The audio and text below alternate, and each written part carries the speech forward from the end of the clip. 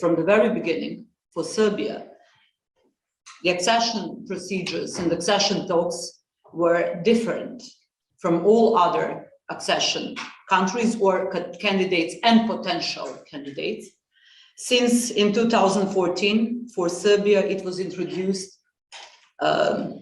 two political, I would say politically, the most important political criteria. First of all, so-called imbalance clause for the accession talks, which means that nothing we could do when it comes to the progress in the talks if there is no progress in the area of rule of law, and if there is no progress in the implementation of the Brussels agreement that has been reached between Belgrade and Pristina in 2013. So for last 7 years, all things that we have done, opening 18 out of 35 chapters, now 2 clusters out of 6 clusters, could not be succeed without clear progress noted by European Commission in regular progress reports and all member states.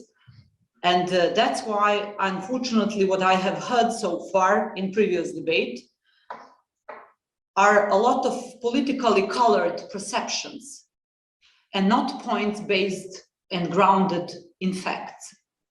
But of course, this is very high academical level, and I expect that it could be a little bit more academical when it comes to the arguments, when it comes to the argumentation. But however, I can understand that there are a lot of people still having the same glasses that they were wearing during the 90s. But I have to tell you that today is 2021, and Serbia has been marked as a front runner of the process in the credible strategy for the enlargement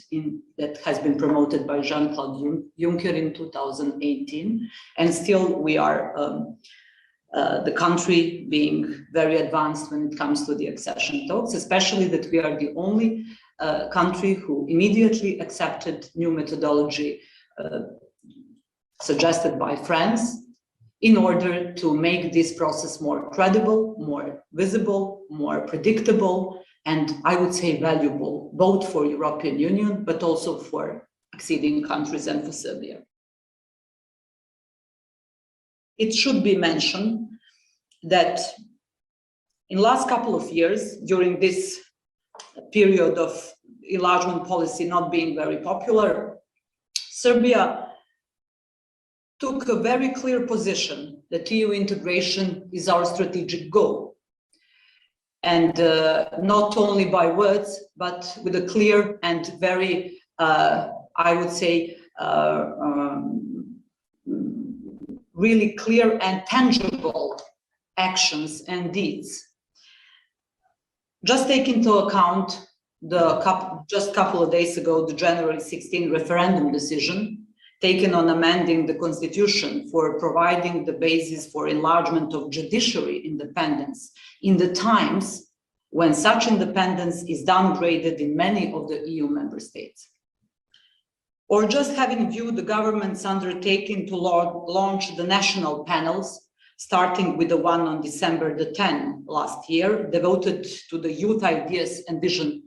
of Europe, in the attempt to contribute in a systematic way to the conference on the future of Europe, unfortunately not very inclusive when it comes to the participation of the EU enlargement partners, because we can only make some kind of inputs of individuals and groups to the multilingual platforms on the conference.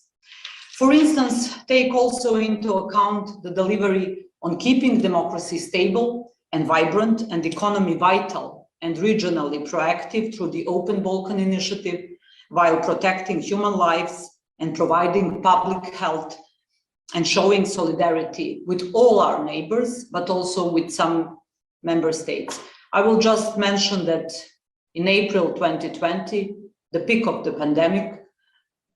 I was asked by President Vučić to go to Rome with the 8 planes of protective masks and gloves, April 2020.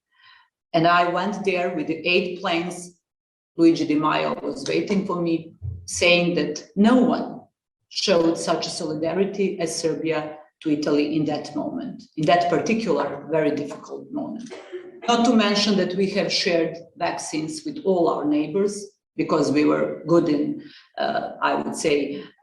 making clear plan for the supplies for vaccines during the 2020. Even we didn't have a single vaccine before from the COVAX mechanism before March or April 2021. So I think that during the darkest hours of COVID-19 pandemic, we showed responsibility and commitment to European perspective, not only by those solidarity deeds, but also with a tirelessly deepening reforms to make adjustment in the existing negotiation framework to the enhanced methodology and orient the overall direction to the fast implementation of the green agenda for the Western Balkans. By the end, according to all these things that we have done during the difficult year of pandemic,